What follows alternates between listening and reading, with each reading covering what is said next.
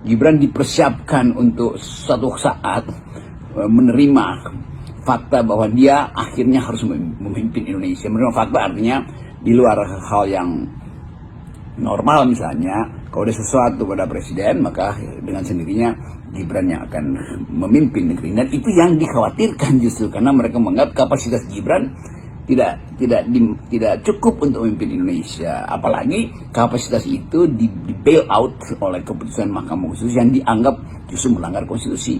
Jadi kita mesti baca keprihatinan para perwira ini di dalam latar belakang pesan moral tadi.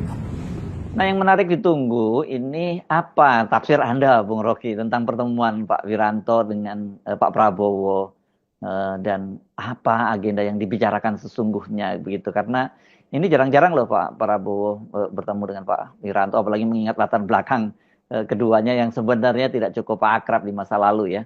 Karena statement Pak Wiranto, atau maksud saya statement Pak Prabowo via Pak Wiranto itu adalah kita bisa menduga itu hanya panggung depan gitu. Panggung belakangnya itu bisa saja inline, tapi bisa juga bermakna sebaliknya. Memang dalam politik atau peristiwa politik selalu ditampilkan di dalam dua, sebut aja, dua fakta yang terbaca di publik, fakta di depan panggung dan fakta yang tersembunyi di belakang panggung. Kan itu kira-kira, karena itu publik mulai berupaya untuk membaca apa pesan di belakang panggung yang diucapkan di depan panggung oleh penasihat presiden, yaitu Pak Wiranto tuh. Kita mencoba melihat posisi Pak Wiranto. Pak Wiranto harus menerangkan pada masyarakat luas apa sebetulnya yang dituntut oleh para purnawirawan ini, dan kelihatannya memang Pak Wiranto juga paham bahwa tuntutan para purnawirawan ini masuk akal karena dia inline sewarna atau dalam satu semangat dengan apa yang diinginkan oleh netizen itu, yaitu Gibran tidak punya kapasitas, Gibran dihasilkan oleh satu proses politik yang manipulatif di Mahkamah Konstitusi. Demikian juga kelas menengah menganggap itu kira-kira. Jadi Pak Wiranto mengerti apa yang menjadi simpanan psikologi publik terhadap legitimasi Gibran di dalam kedudukan dia sebagai wakil presiden.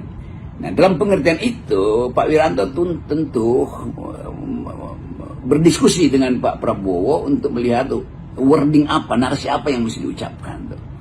Dan dengan sangat bijak Pak Wiranto menerangkan bahwa iya, Pak Presiden mengerti tuntutan itu, menganggap bahwa poin yang diucapkan itu poin moral, pesan moral itu. Tetapi Presiden juga mengerti bahwa bukan kapasitas dia untuk menilai pesan moral itu tuh. Atau bahkan bukan kapasitas Presiden untuk memberi komentar apapun terhadap pesan itu.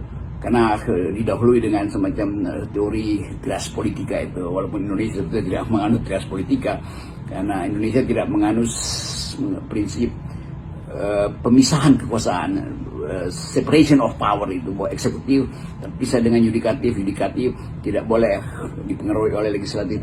Itu teori trias politika dari Montesquieu kan. Tapi Indonesia menganut prinsip yang kuasi trias politika, karena yang terjadi bukan separation of power tapi distribution of power.